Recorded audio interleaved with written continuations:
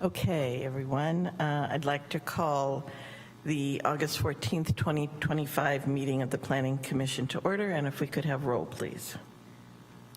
Thank you, Chair. Commissioner Carter? Here. Commissioner Cisco? Here. Commissioner Horton? Here. Commissioner Pardo? Here. Commissioner Sanders? Here. Vice Chair Duggan? Here. Chair Weeks? Here. Let the record reflect that all commissioners are present.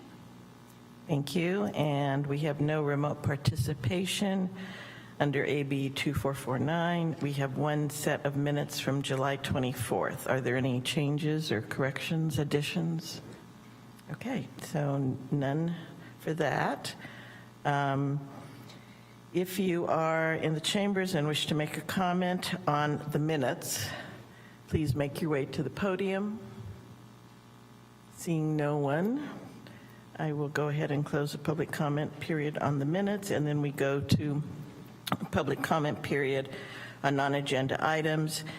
This is a time where you may address the commission on matters not listed on the agenda, but which are in the subject matter jurisdiction of the commission.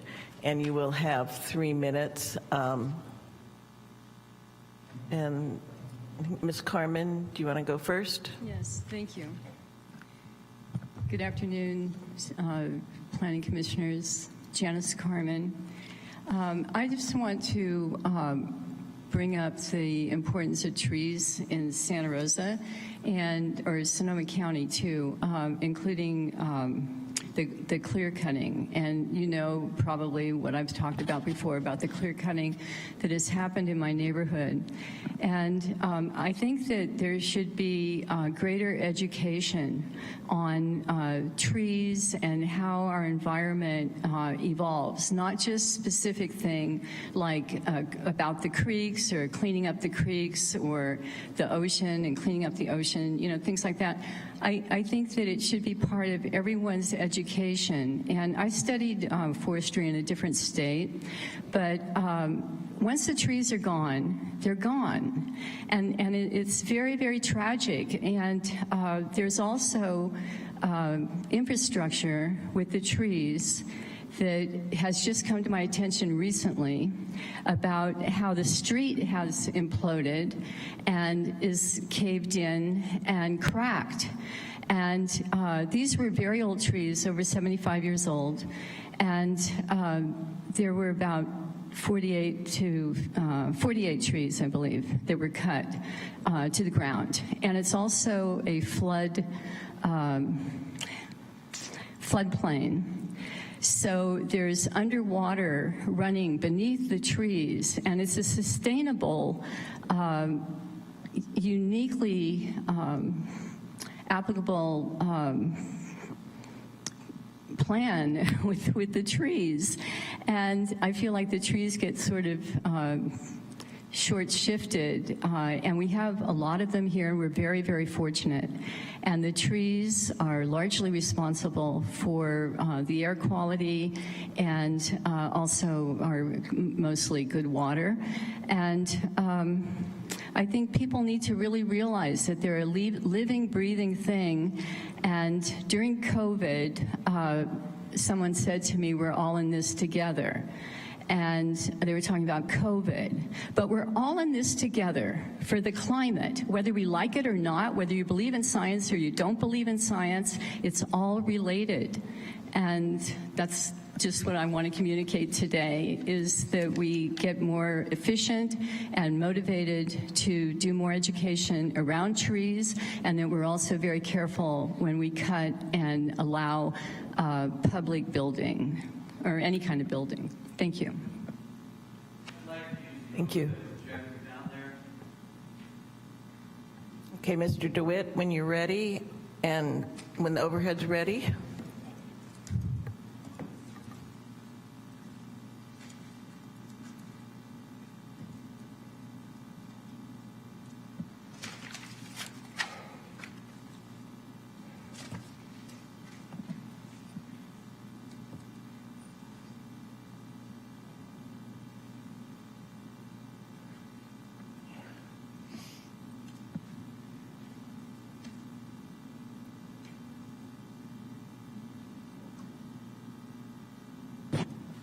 Hello, my name is Dwayne DeWitt. I'm from Roseland. I brought this document from 28 years ago when the city of Santa Rosa was part of what was called a RUDAT. American Institute of Architects came to the town, talked with us about how they were going to make things better. And I do believe we need to have a RUDAT right now over for Roseland. Basically, planning is politics, and the politics right now is that housing gets to go in anywhere it wants to, especially in Roseland, and they're not paying attention to the larger issues at hand. One of those issues is that the infrastructure hasn't kept pace with what's going on. I have a document here from the County Permit and Resource Management Department.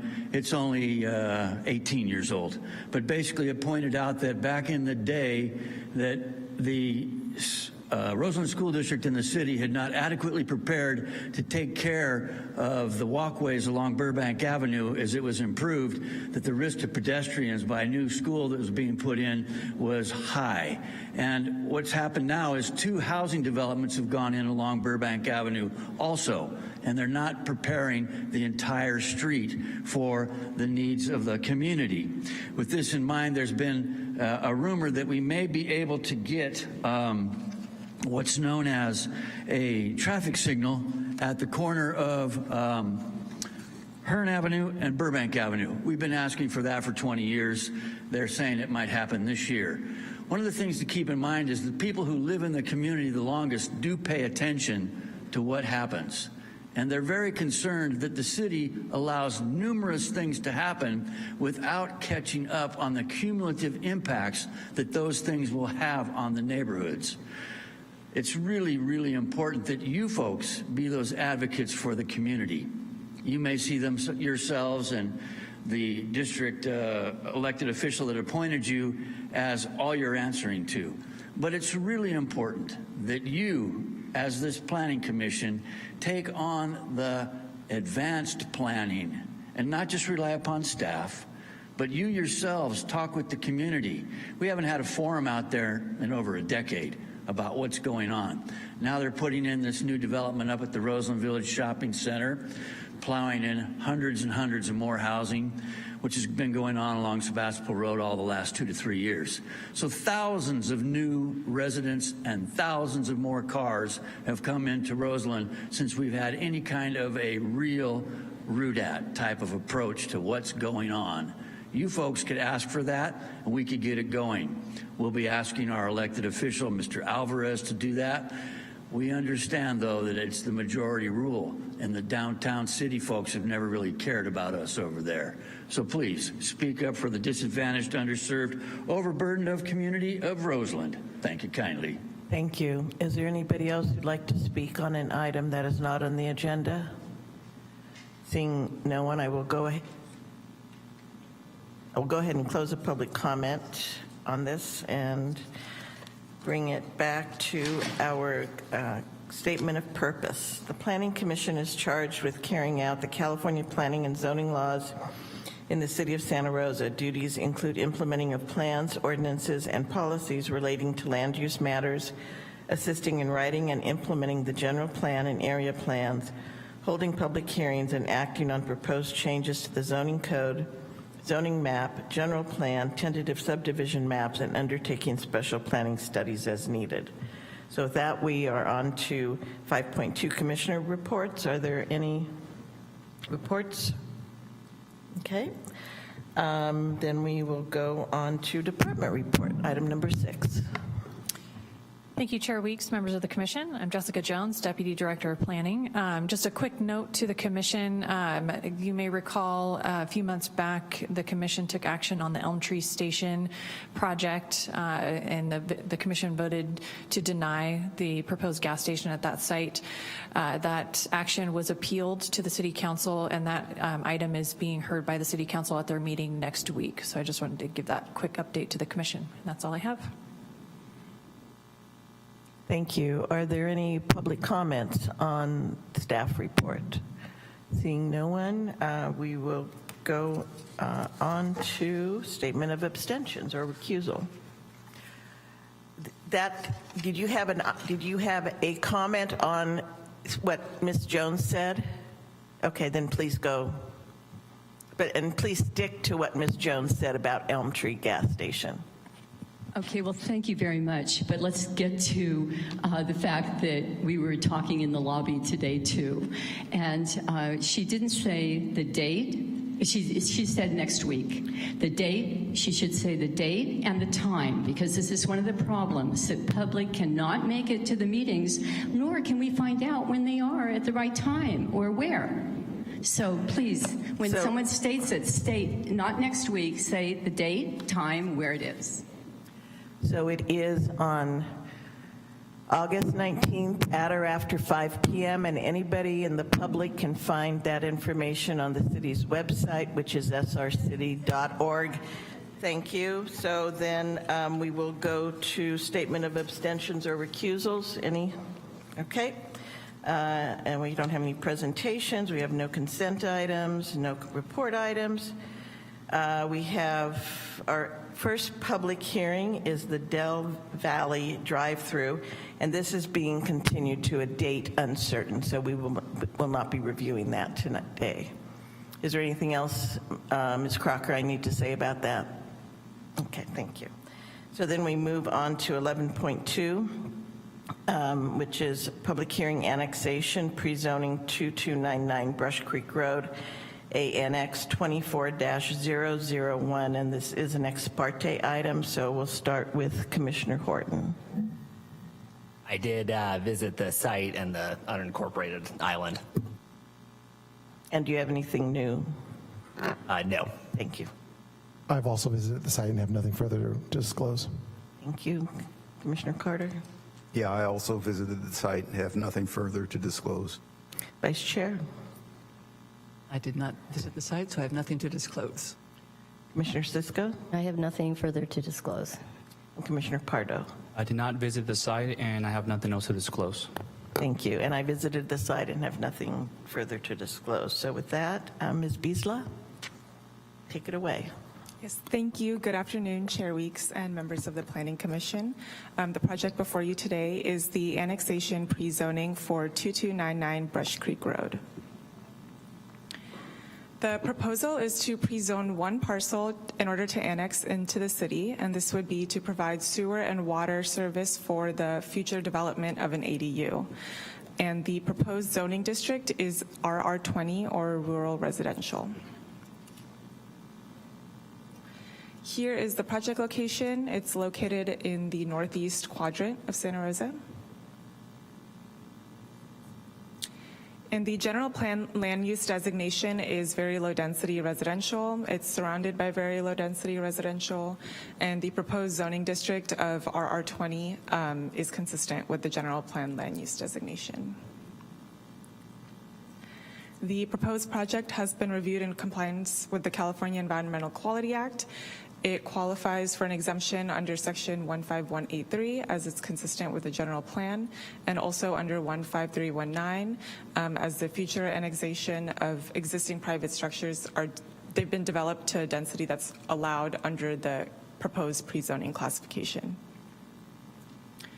We did receive one question about why only one parcel of the county island is being proposed for pre-zoning and annexation, and whether or not LAFCO is in support of this. And so LAFCO did do a sentiment survey to gauge interest of other property owners within the island, and nobody else was interested in annexing, so we are moving forward with just the one parcel. Therefore, it is recommended by the Planning and Economic Development Department that the Planning Commission, by resolution, recommend that the City Council pre-zone the property at 2299 Brush Creek Road to the RR20 zoning district, consistent with the very low density residential general plan land use designation. And if you have any questions or comments, this is my contact information. We also have the applicant available here, as well as Cynthia Olson from LAFCO is available on Zoom in order to answer any questions about LAFCO policy. Thank you. Thank you. Are there any staff questions? Or, are there any questions of staff at the moment? Commissioner Sanders. Thank you. Just out of curiosity, what is the current county zoning versus the zoning that they're proposing? Yes, so it's zoned RR B620, and that's rural residential, which has a requirement of a minimum 20,000 square feet. The 20 at the end means one dwelling unit for every 20 acres, but the B6 implies that an adopted zoning map would allow higher density to allow the development. So county zoning is a little complicated. Sounds it. And why this particular classification? Was there any other, like maybe R1 could Yeah. also work there? So Why this? RR is consistent with very low density residential, and R1 can sometimes be too, depending on the size of the site. So RR40, there's two different types of RR. There's RR40, which has a minimum lot size of 1 acre, and RR20 has a minimum lot size of 20,000 square feet. And this lot is 0.57 acres, or 24,800 square feet. So it's not large enough to be RR40. The parcel size and the general plan land use designation together is what led us to choose RR20. And is that requested by the applicant? Is that how that works? Yes. Yeah. Okay, thank you. And so the idea is that we're trying to get it to have it also an ADU, is that correct? Yeah, in the future. And so does this allow something beyond an ADU? It would allow anything that would be allowed currently in any RR20 zoned single-family development. So any other accessory structures or uses complying with permit requirements that would be required for the RR zone would be allowed, complying with lot coverage requirements. Any use in the RR district would be allowed. Okay. Okay. And can you tell me the timeline of Planning Commission, Council, LAFCO? Yes. Is that how that works? Yes. Okay, thank you.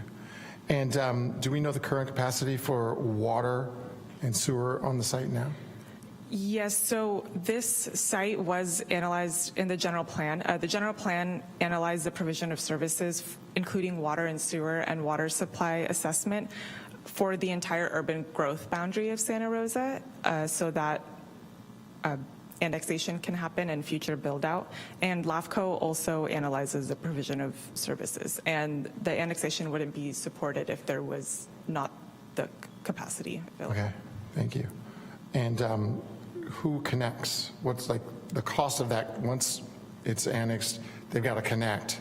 Who pays for that? The property owner. Okay, thank you. And just one last question, I'm sorry. No, I thought you were turning your page. Yeah. I was going to my second page. I have so many questions I didn't ask, but you answered them. Do we risk with this? Do we risk having a patchwork of parcels because we're doing this one parcel? Does it set a precedent for other parcels to kind of do the same thing, and then we end up with a sort of patchwork of parcels and then little tiny county islands in between? Is that a consideration, or? So I can take that particular question. So the answer is no. When we do annexations, we do it in consultation with LAFCO staff. So we work with them to ensure that there is a logical boundary being proposed for the annexation. As Ms. Biesla stated, LAFCO did a sentiment survey to see if there were any others within the island that wanted to be annexed. They did not. The issue with trying to force annexation when you have a majority who are not interested in it is that once you get to the annexation process at LAFCO, it could then stop the annexation. So unless there is, unless it would create an illogical boundary or would create an island, the city and LAFCO has not been in a position to force annexation, particularly when it could be stopped because of protest. So in this instance, it's within an island. It's on the edge of the island. So as we can kind of chip away at these islands, we do. But that's kind of the process that we look at for those. Okay. And would there be any sort of off-site upgrades or extensions that would be needed to complete this process? No, none are required. So it's just pretty much self-contained. Okay, thank you. Commissioner Horton? Thanks so much. That was a great presentation. So just two quick questions, and maybe they're related. So one is corollary to Commissioner Sanders' question. So if I'm understanding it correctly, to do the ADU, they need the improved water and sewer service that the city would provide, and that is not available through the county today. So just want to make sure I got that correctly. And then the other one, and maybe this is related or not, is there any cost to the city? I mean, I know it sounds like the applicant's going to pay for the improvements, but any cost to us beyond just obviously the staff work and bureaucratic preparation, but is there any other cost? No, the applicant, there is sewer and water available in the vicinity, and so the applicant would be paying the cost for the connection. And yes, you are correct that they don't have the sewer and water available for the ADU. They're getting it from the city. Thank you. And then just on the cost issue, there's no other cost to the city, right? No. Thank you. No.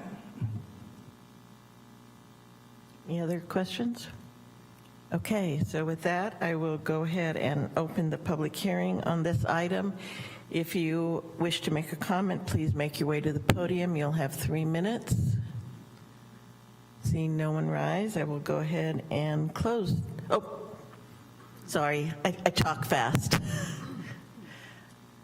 Hello, my name's Jerry Camarada. I'm a neighbor next to that property and was one of the people who filled out the survey. And I actually went through this process with LAFCO a few years ago, and it kind of became prohibitively impossible for me to do it because of the topography of my land and what it would take for me to get water from their main. They wouldn't let me go over a culvert, and so it was just too much.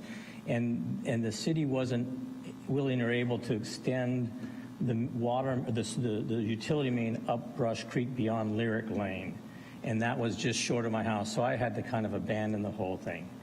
And I think it's a good idea for this to happen. I support it with our neighbors because we tried, and they're right there.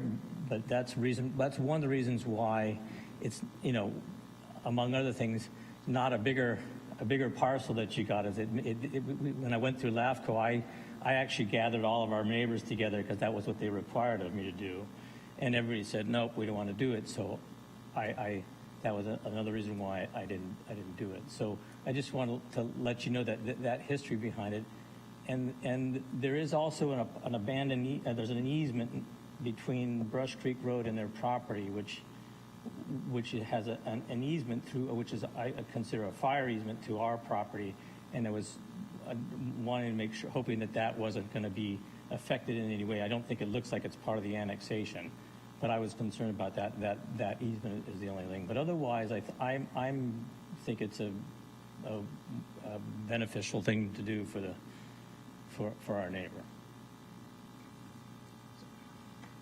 Thank you. Any other comments?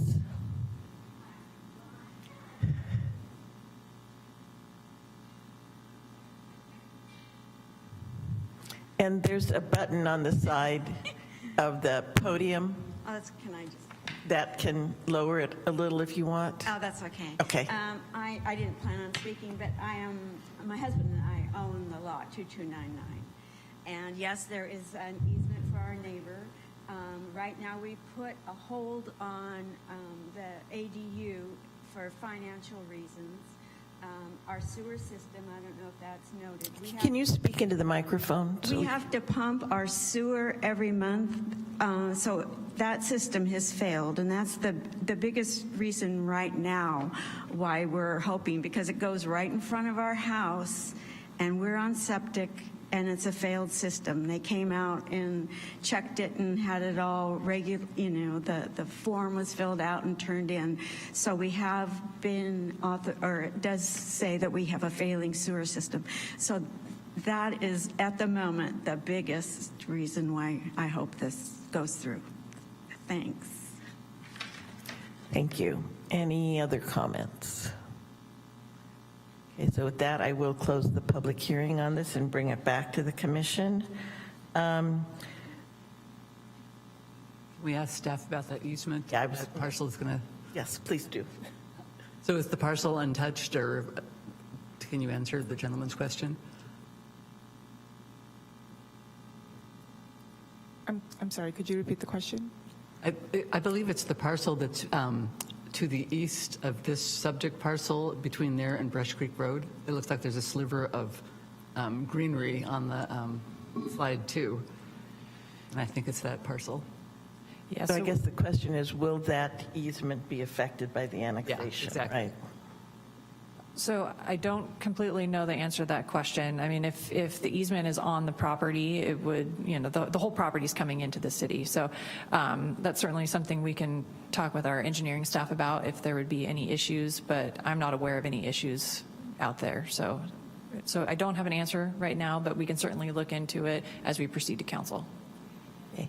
And I do see the LAFCO representative coming up to the podium. Applicant's engineer. I'm sorry? The applicant's engineer. Yeah. Oh, are you the applicant? Where's the button? I thought you're from LAFCO. No? You said there was a button. Where's the button? Yeah, right there. You just, Let's raise or lower. On the top. The button's going to be on the right side of the lectern. it's, I'm missing it. Sorry. Thank you. oh, is that what she's looking for? Oh, did I get that right? Oh, sorry. I pressed it and then anyways, sorry about that. So I'm Casey Talbot. I'm with Adobe Associates. We're the civil engineers.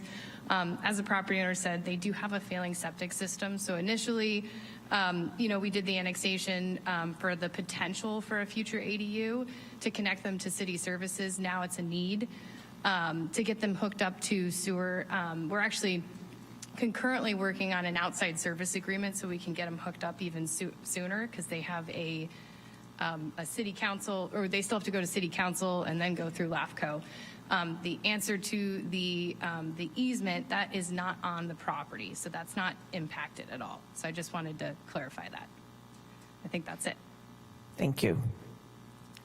Okay, so any other questions? Would somebody like to read the resolution? I'll read it. I move a resolution of the Planning Commission of the City of Santa Rosa recommending to City Council pre-zoning of property located at 2299 Brush Creek Road to the RR20 Rural Residential Zoning District, file number ANX24-001, and waive for the reading of the text. And is there a second? Second? Okay, so that was moved by Commissioner Cisco, seconded by Vice Chair Duggan. Let's go ahead with Commissioner Pardo. I can make all the required findings, and I'm in acceptance of the project. Thank you. Commissioner Cisco. I also can make all of the required findings and make the recommendation to the City Council for the pre-zoning. Thank you. And Vice Chair Duggan. I can make all the required findings and make the recommendation to City Council for the pre-zoning. Thank you. Commissioner Carter. Yes, I can make the necessary findings and support the resolution making the recommendation to the council to rezone the property. Thank you. Commissioner Sanders. I also can make all the required findings and will support the resolution. Thank you. And Commissioner Horton. I also can make all the required findings and, support the recommendation to the city council for the pre-zoning.